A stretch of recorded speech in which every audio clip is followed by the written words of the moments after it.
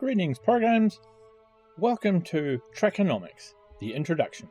Also Chapter 0 if you want to be clever. Dream not of today, Mr. Picard. I grew up frightened. Nuclear war and concentration camps were my childhood monsters. It might sound overblown today, but dread and anxiety were very real. Looming disaster was a constant motif. I was born in 1972, a child of the Cold War and of the oil shock.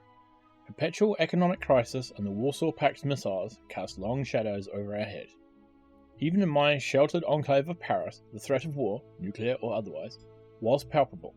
It was like a background hum. Never quite strident, but nonetheless perceptible. Some were more aware than others. Kids certainly took it to heart. The year I turned 9, my grandfather took it upon himself to tell me all about his arrest by the Gestapo and his time at Birkenwald. Needless to say, that did not help. The particulars of the story are what one would expect. Torture, the cattle car, hunger, cold, forced labour, death. There was a lot to take in.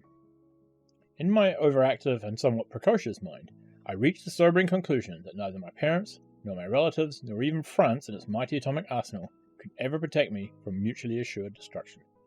They were as powerless as I was against the rolling thunder of the world. And I was right. These are the things you do not want to be right about at 8 or 9. You can easily understand why the Death Star was not my thing. It hit too close to home. Star Wars was too dangerous and had too many villains. Star Trek, on the other hand, was different. I first saw Star Trek the motion picture in Paris at the age of 8. And if you had given me the choice, I would have jumped at the chance to live in the world of Star Trek. Watching Star Trek the movie was like being let into a gigantic space laboratory where adults are doing very cool and important things. In a sense, the Enterprise's leisurely let rational techno-bubble-soaked demeanour made their lives and their work more approachable. In Star Trek, science and reason triumphed over danger. Their world was definitely better equipped for harmony than ours. Star Trek presented my terrified 8-year-old self with the mind-blowing idea that in the future, things would get better. Star Trek the motion picture was my starting point. The moment in time when my mind finally awakened to the possibilities of the world, there was something, a future maybe, to look forward to. More than anything else from my childhood, this is what has struck with me my entire life. When my wife and I got married, we convinced the befuddled judge to say, "Live long and prosper." To this day, the greatest sense of wonder I experience from Star Trek comes not from the starships and the stars, new life and new civilizations, from its depiction of an uncompromisingly humanist, galaxy-spanning utopian society. Which means that one huge question has haunted me since I was a boy. Is Star Trek possible? I committed very early on to live by the precepts of Star Trek, in the faint hope of hastening its coming somehow. That commitment was easy, as Star Trek blended effortlessly with the kind of secular Judaism passed on to me by my parents. Learn as much as humanly possible. Solve problems for others. Fight injustice wherever and whenever you can. Try to be a mensch. Heal the world. Tikkun olam, as we say in Hebrew. The task proved much more daunting and complicated than I ever could have envisioned. For one, like many before me, I failed miserably at inventing faster-than-light engines. Yet I remain convinced that a better world is indeed within our grasp, and Star Trek gives us a roadmap for our shared future.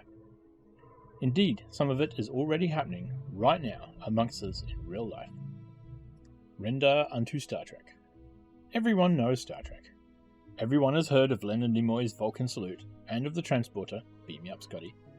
You don't have to be a convention-going, costume-wearing fan to be familiar with Star Trek.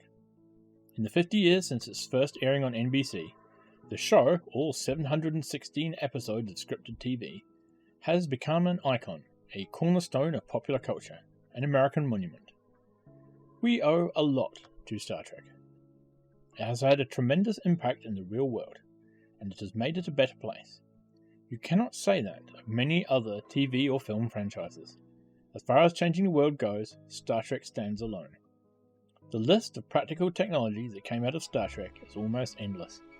Ion propulsion, telepresence, portable diagnostic sensors, non-invasive medical imaging and surgery, transparent aluminium, natural language interaction between humans and computers, translation in real time, cybernetic prosthetic implants, there is not a month that passes without a research group or startup claiming to come up with this or that Star Trek device. Star Trek is famously responsible for the cell phone. Dr. Martin Cooper of Motorola was a fan of the original show and really wanted a portable communicator that would work just like Captain Kirk's. Star Trek gave its name to the first space shuttle, the Enterprise. Star Trek The Next Generation showed one of the first instances of a software-designed, touch-sensitive context user panel, also known in plain English as the iPhone, and that was in the late 1980s. It never ceases to amaze me that a mere TV entertainment, and of a subgenre widely regarded as juvenile, if not downright unserious, could spur such world-altering feats of engineering. At its best, Star Trek is a source of constantly renewed inspiration for engineers, scientists, and entrepreneurs, a true, demonstrable engine of progress, and ultimately a force for good in the world.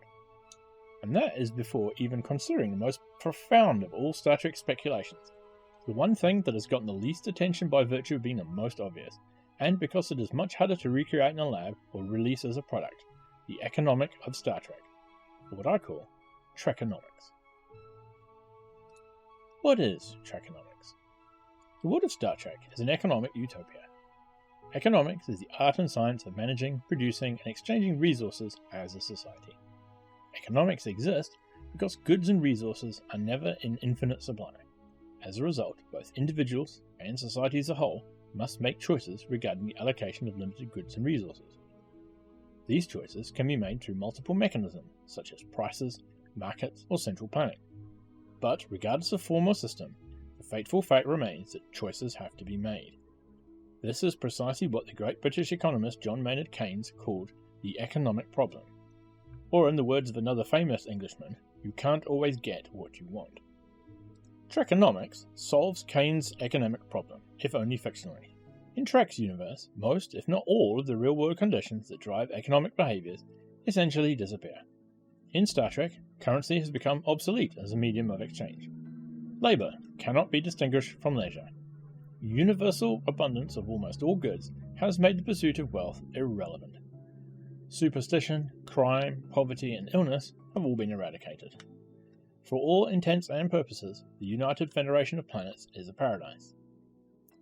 Star Trek's amazing world of carefree abundance appears on the screen as a byproduct of incredible technological process.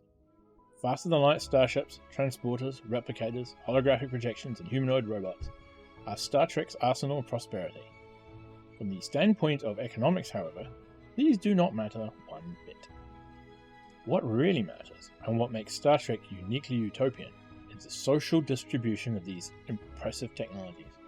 What distinguishes the United Federation of Planets is not so much that it invented the replicators, these magical machines that can produce almost anything on demand, but that these replicators are free and available to all as public goods. Think of it this way.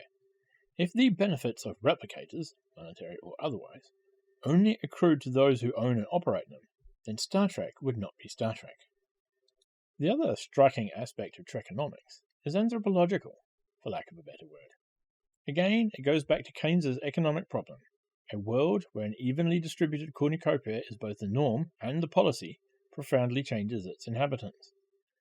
Just like money, the compulsion to work to ensure one's survival has simply vanished.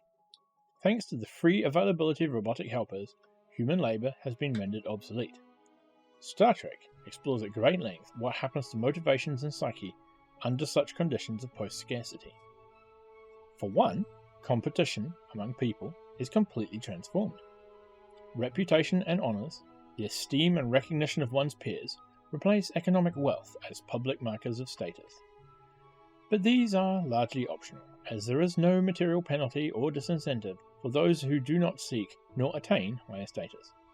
We usually see the best and brightest of Star Trek society on the show, the small elite of heroes and overachievers who boldly go where no one has gone before. Do not be fooled. Starfleet captains and their crack officers are the outliers. That's why they are so exciting and relevant for TV drama. In the background, however, the vast majority of the Federation citizens are not nearly as driven or exceptional. Or rather they are, but in a much more pedestrian way. They go about their daily lives without much concern or worry, safe in the knowledge that they shall never want for anything. The world Star Trek built raises multiple economic problems. For example, what happens to innovation and scientific progress without the hope of financial reward? Similarly, how can a society where all is freely available avoid the tragedy of the commons, the trap of resource depletion caused by unchecked overconsumption? Star Trek does not shy away from these questions. Several episodes of the show deal openly with the challenges of organizing and regulating its own utopia.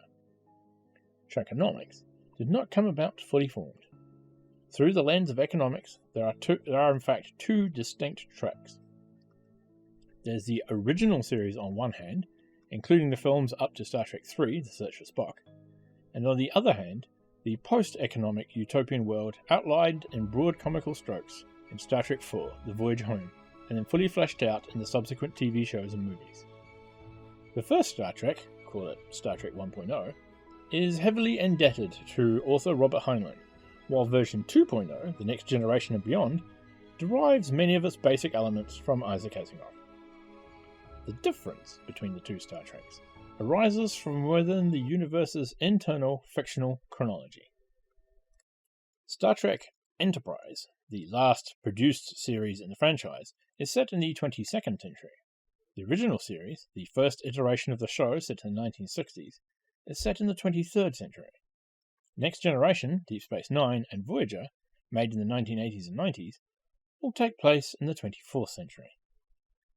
Through that grand saga of the future, the pace of technological innovation does not slow down. We go from the rustic quarters and galley kitchens of the early starships to civilian families, bars, and holographic entertainment, holodecks, and even an arboretum on Captain Picard's Next Generation Enterprise. That Enterprise is an interstellar cruise ship with some science, diplomacy, and policing duties on the side. The love boat in space with a smear of galactic patrol. The show is a highlight reel of these few moments of tension and heroism that occasionally occur on an otherwise leisurely and uneventful journey. That Enterprise holds something that its predecessors did not: replicators. That fact alone makes all the difference. Replicators can materialize anything out of thin air, on demand and for free. They can produce food, clothing, objects, even weapons if the ship's safety protocols are disabled. They are the ultimate economic machines, a metaphor for robots and automation. Their presence indicates that the next generation's date, or stardate, as the captain's log voiceover states at the beginning of each episode, the share of human labour in society has shrunk down to almost nothing. Jean-Luc Picard's world, the 24th Century Federation, has very little in common with Kirk and Spock's world. The centre of gravity of this book is therefore Star Trek's 24th Century. This is not to discount the importance of the original series. It was in fact groundbreaking. It contributed the key building blocks for Trekonomics, the characters' altruism and their inclination towards science, as well as the uniquely utopian tone of the series, its optimistic vision of a humanity pacified at long last. The Island of Utopia. By a fortuitous coincidence of the calendar, 2016 is not only the 50th anniversary of Star Trek, it is also the 500th anniversary of Thomas More's Utopia. The short epistolary novel spawned the literary tradition that bears its title. Science fiction, and therefore Star Trek, is its legacy.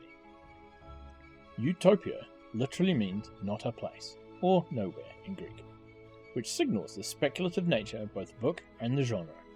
In Thomas More's landmark work, Utopia was a fictional island in the middle of the Atlantic Ocean. Its inhabitants live happy lives in their perfectly organized yet hypothetical nation. In keeping with the philosophic program of the Renaissance, Thomas More rediscovered Plato's Republic and adapted it for his time and place. However, in contrast to Plato's classic opus, Utopia was a story rather than an abstract, prescriptive treatise. Utopia was inhabited by fictional people, who embodied the author's discourse. By disguising his blueprint for a harmonious polity in narrative garb, Thomas More invited readers to identify with the characters and their circumstances. He walked them through the island's fictional society, so to speak, instead of simply presenting them with a ready catalogue of schemas and plans. While the story could be mined for More's views on the ideal form of government, it read above all as a satire and critique of his contemporaries.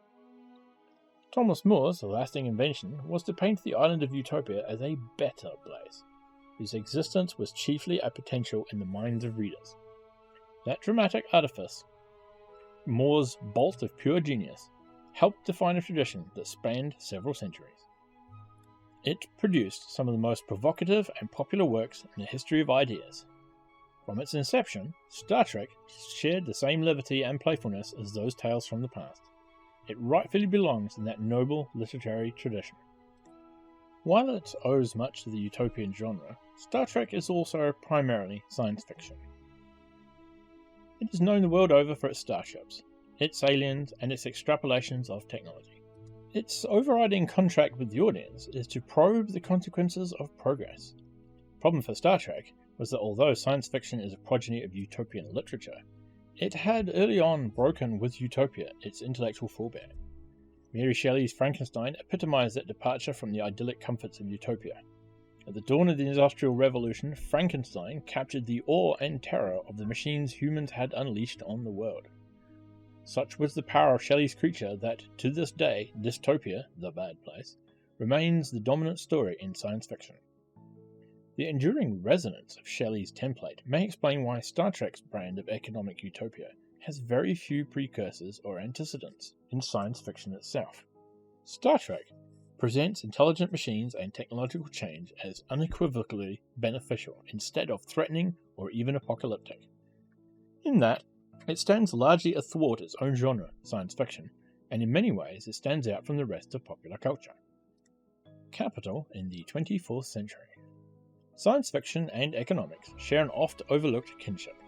Both are preoccupied with change and predictions about change. The future is their province. Not just any future, the future of society. One approaches it through narrative flourish, the other through mathematical tools. Both, however, derive their conclusions from careful observation of the world as it is, and both usually fail. As atomic physicist Niels Bohr once said, "Predictions are hard, especially about the future." But the very manner in which they fail matters, because they force us to think about our present condition in a new light. Good science fiction, such as Star Trek, is great fun, yet at the same time, like economics, it's meant to be deadly serious. Its mission is to explore the new life and new civilizations that lie ahead of us. What are the economic, social, and even psychological consequences of technological change? What will become of us humans, and what can we become in a world that runs on automatons? Indeed, the rapid rise of automation in our everyday life is generating deep and legitimate anxieties. Many recent books have investigated the economic consequences of the coming of intelligent robots. Their conclusions are fraught and worrying. Countless people are already losing their livelihood to automatons. And even more specialized professions, from doctors and surgeons to financial analysts and engineers, stand to be mercilessly replaced as machines continue on their current trajectory of exponential improvement. These anxieties are entirely about the political economy of technological progress. Who will reap the benefits of such wondrous inventions? Are we headed towards an even more unequal and oligarchic society? Star Trek hints that among the many potential paths forward, there is at least one that is not uniformly bleak and dystopian. Star Trek proposes a prototype of a society where the replacement of human labor goes hand in hand with an even distribution of wealth. The franchise remains tantalizingly vague on the policies needed to reach such a harmonious and blissful outcome. There is no step-by-step guide on how to get there in Star Trek, except maybe build a faster-than-light spaceship and encounter pointy-eared benevolent aliens, the Vulcans, and voila. For fans and interested observers alike, their first impulse is to treat that missing piece of the show as Dr. Martin Cooper did with the cell phone. It is the can-do spirit of the enthusiast. Let us try to make it work with what we now have at our disposal. That is not illogical, given the proven success of that approach in the realm of technology.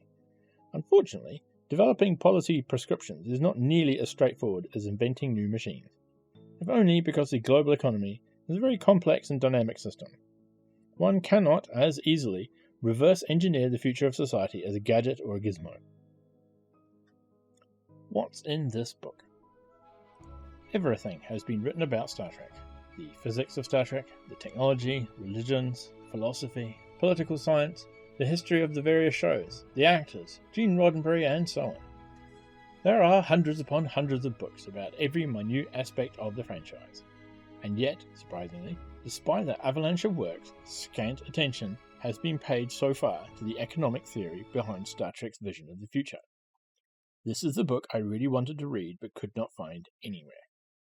Therefore, my primary objective is to describe the economics of Star Trek. The idea is to take a step back. Instead of trying to reverse engineer the future, one piece of technology or one policy fix at a time, I attempt to take Star Trek at its own word, to give credit to its economic imagination. Exploring how to get there makes very little sense without a clear picture of what it's like once we get there. Furthermore, to my great surprise, in the process of researching and writing this book, the question of possibility gradually dissolved. It turns out that Star Trek's main economic thesis, that machines can eventually free us of the drudgery of work, is almost as old as the Industrial Revolution itself. It is not at all crazy. On the contrary, it seems rather reasonable in the light of the trajectory of the past 2 centuries. Human activity has quickly moved away from the purely physical towards the mental and symbolic. Meanwhile, more or less autonomous machines have taken on the task of transforming raw materials on an unimaginable scale. Star Trek's utopia is nothing more than the world that awaits us on the other side of that great social metamorphosis, provided we decide to distribute our newly acquired freedom evenly and that we avoid boiling our planet. The first chapter deals with the glaring absence of currency in the Star Trek universe. How does the Federation function without the pricing mechanism? What is lost, and what is gained, by renouncing money as both a unit of account and as an information signal? In a society where the economic problem has been overcome, money is of very limited usefulness. The second chapter is interested in the status of human labour in Star Trek. It describes the paradoxical fact that while there is no need to work in Star Trek's utopia, everybody seems incredibly busy. What existential meaning can be derived from work when sentient mechanical beings can make anything better and more efficiently than humans? The third chapter focuses on the Replicator, the machine that enables Star Trek's post-scarcity. The Replicator serves as a metaphor and a stand-in for automation, as well as the fictional endpoint of the Industrial Revolution. The Replicator's place in Star Trek society rests entirely on the political decision to make it free and available to everyone as a public good. The fourth chapter takes on the issue of natural limits to economic growth. If there is to be post-scarcity, that is, infinite social wealth, how can such a proposition be remotely consistent with the old notion that natural resources are limited? Notable examples of technological substitution help demonstrate that Star Trek society does not break economic theory. The fifth chapter investigates the question of negative externalities. While Star Trek society is indeed capable of managing common resources, alien species are much less inclined to do so.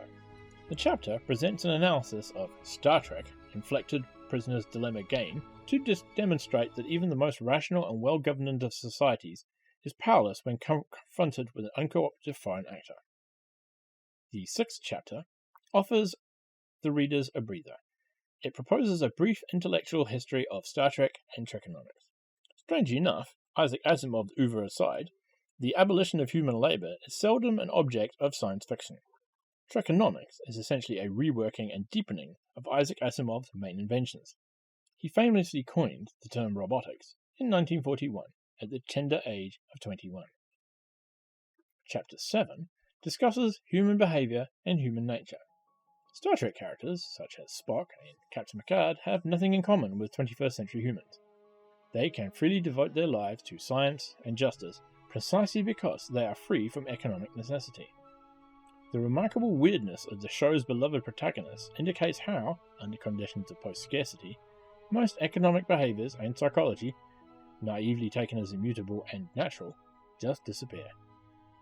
The penultimate chapter is all about the greatest alien species in all of Trek, the odious and disgusting Ferengi, that is, us.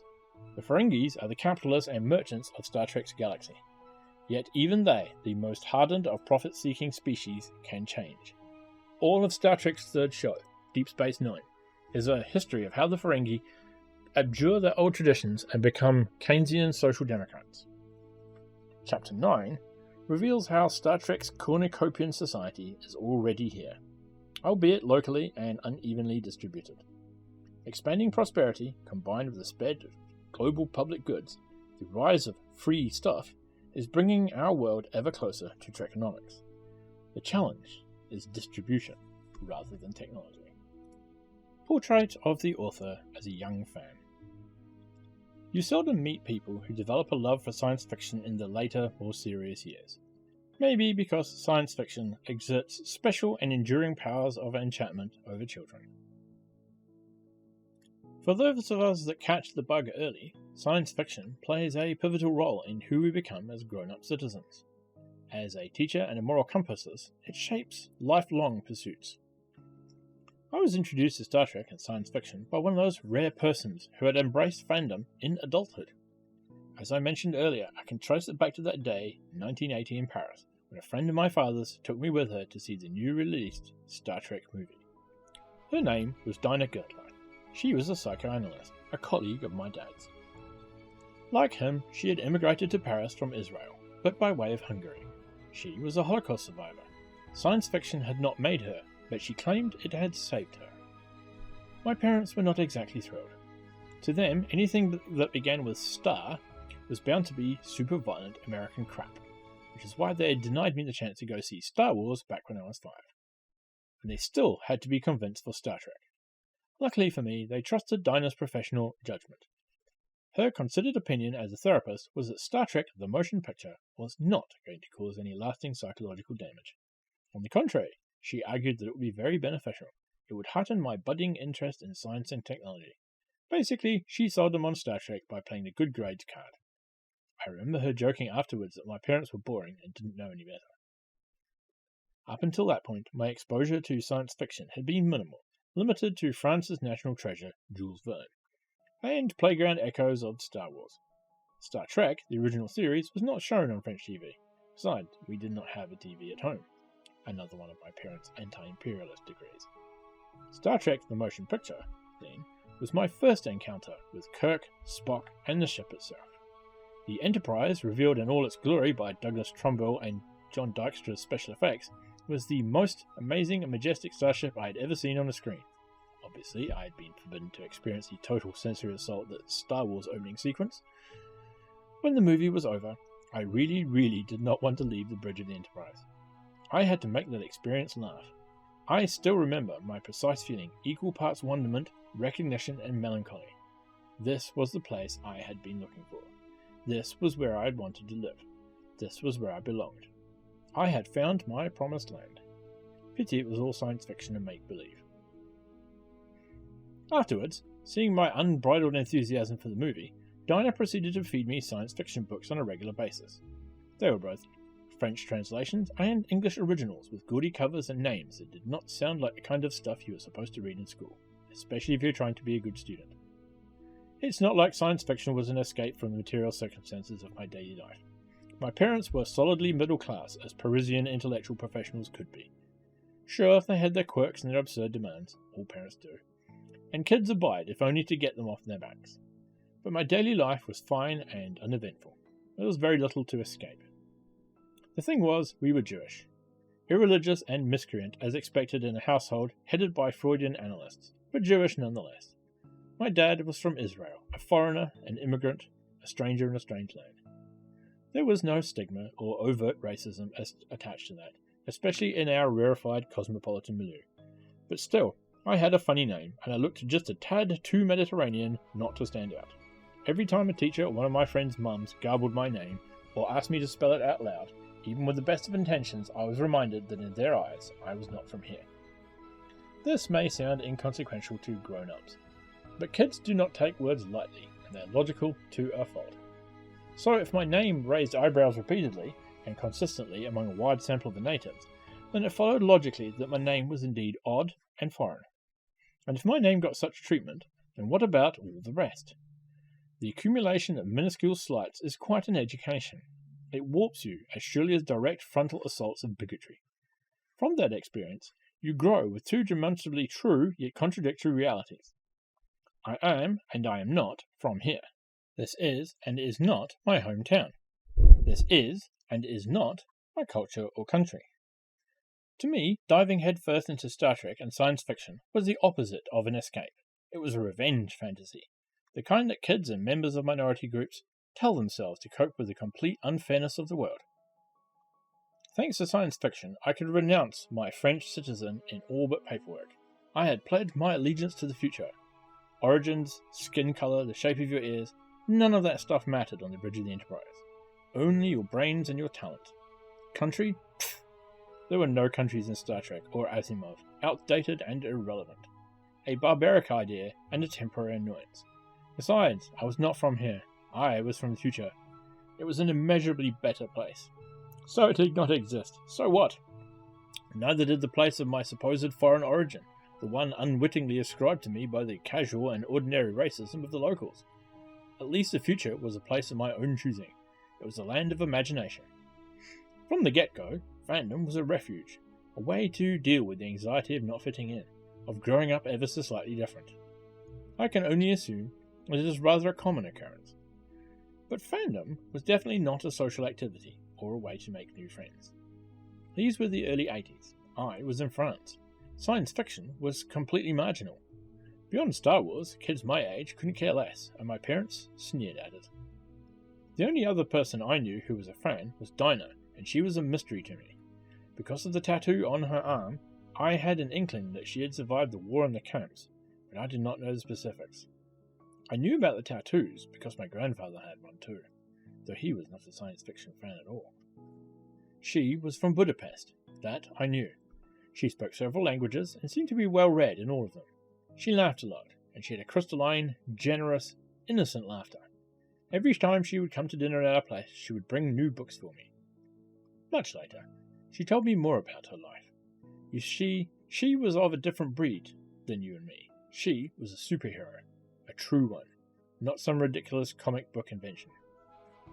By birth, she was a member of that strange tribe, the Hungarian Jews. No community of a comparable minuscule size had nurtured more Nobel Prize recipients and giants of the arts and sciences than the pre-war Budapest Jewry. It is an oddity that so much of the modern world, from the atom bomb to astronautics and game theory to modern computing, would be the brainchild of so few people. Dinah was only a therapist. She had not brought about the nuclear age, nor had she broken new artistic ground. But she definitely shared the same otherworldly will to live and intelligence as her fellow Hungarians. She had survived the war in Budapest and Auschwitz as a teenager. She had been a nurse on the front line during Israel's War of Independence. She had lived in the United States for a while, and then had settled in France. Amid all that commotion, she had found the time and energy to read everything and become a psychoanalyst. As far as life goes, it doesn't get any more hardcore than hers. That does not explain why she was such a fan of science fiction, or what had led her to it. Science fiction alone could not have righted the wrongs she had suffered, nor could it have made them disappear. What kind of hope or wisdom did somebody of such high culture, a Holocaust survivor, find in Star Trek? I had very little to go on. Maybe it was not about hope at all.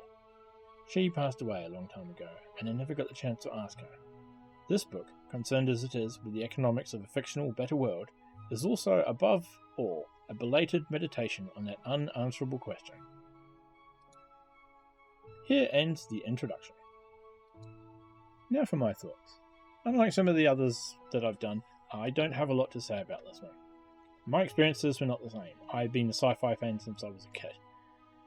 I suspect stereotypically I was like most other kids in that I was interested in the flashbangs and whizzes of Star Wars more than the boring pedestrian